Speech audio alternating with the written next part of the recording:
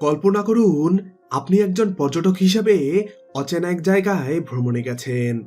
চারপাশে নতুন সংস্কৃতি, বিভিন্ন মানুষ আর অজানা কিছু নিয়ম। এমন সময় সেখানে গিয়ে যদি আপনি জানতে পারেন ভ্রমণের সময় আপনার সাথে থাকার জন্য একজন বৈধ সঙ্গী নেওয়ার সুযোগ রয়েছে, যার সঙ্গে সামাজিকভাবে স্বীকৃত একটি সম্পর্ক গড়ে তোলা যায়। অবিশ্বাস্য মনে হচ্ছে? অবিশ্বাস্য হলেও সত্য, ইন্দোনেশিয়ার এক প্রত্যন্ত গ্রামাঞ্চলে আজও প্রচলিত আছে এক বিস্ময়কর রীতি। সেখানে কিছু নির্দিষ্ট নিয়ম মেনে পর্যটকদের সঙ্গে নারীদের অস্থায়ী বিয়ে দেওয়ার প্রথা রয়েছে। এই বিয়ে আইনি ও সামাজিকভাবে স্বীকৃত, তবে এটি নির্দিষ্ট একটি সময়সীমা আছে, যা কয়েক দিন বা কয়েক সপ্তাহের জন্য হয়ে থাকে। এই প্রথার পিছনে রয়েছে শতাব্দীর প্রাচীন সংস্কৃতি, ধর্মীয় ব্যাখ্যা আর স্থানীয় সমাজ ব্যবস্থার গভীর ইতিহাস। কারো কাছে এটি সুযোগ, কারো কাছে বিতর্ক, আবার অনেকের কাছে এটি একেবারেই অজানা এক বাস্তবতা। আজ আমরা কথা বলবো এমনই এক বিতর্কিত কিন্তু বাস্তব ঘটনা নিয়ে, যা সম্প্রতি আন্তর্জাতিক গণমাধ্যমে ব্যাপক আলোড়ন তুলেছে। সাউথ চায়না মর্নিং পোস্টের এক প্রতিবেদনে উঠে এসেছে ইন্দোনেশিয়ার গ্রামাঞ্চলে নিম্নবিত্ত নারীদের সঙ্গে পর্যটকদের অস্থায়ী বিয়ে দেওয়ার এক অস্বাভাবিক কিন্তু ভয়ঙ্কর বাস্তবতা। এই ভিডিওতে আমরা জানবো এই বিয়ে কিভাবে হয়, কেন এই প্রথার জন্ম হয়েছে, কারা এতে জড়িত, কত টাকা লেনদেন হয় এবং এর সামাজিক ও অর্থনৈতিক প্রভাব সম্পর্কে। ভিডিওটি শেষ পর্যন্ত দেখার অনুরোধ জানাচ্ছি, কারণ বাস্তবতা যতটা সহজ মনে হয়, সত্যটা তার চেয়ে অনেক বেশি গভীর। নতুন ভিডিও পেতে সাবস্ক্রাইব করুন, ফেসবুকে ফলো করুন ও লাইক দিয়ে আমাদের সাথেই থাকুন।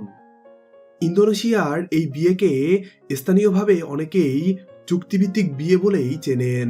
এখানে বিয়ের শর্ত আগে থেকেই নির্ধারিত। বিয়ের মেয়াদ হবে মাত্র 5 থেকে 7 দিন।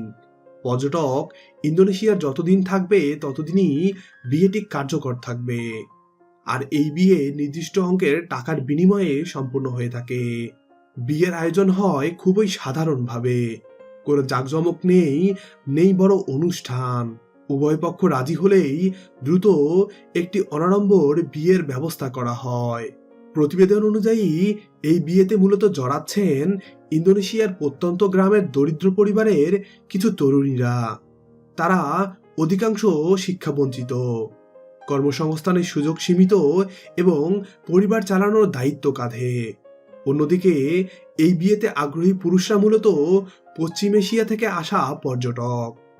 তারা ছুটিতে বা স্বল্প সময়ের জন্য ইন্দোনেশিয়ায় আসে।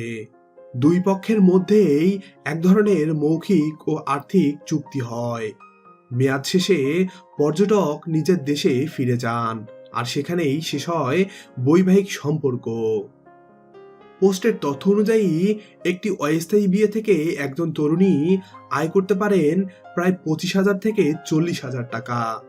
ইন্দোনেশিয়ার গ্রাম অঞ্চলের বাস্তবতায় এই অর্থ অনেক বড়।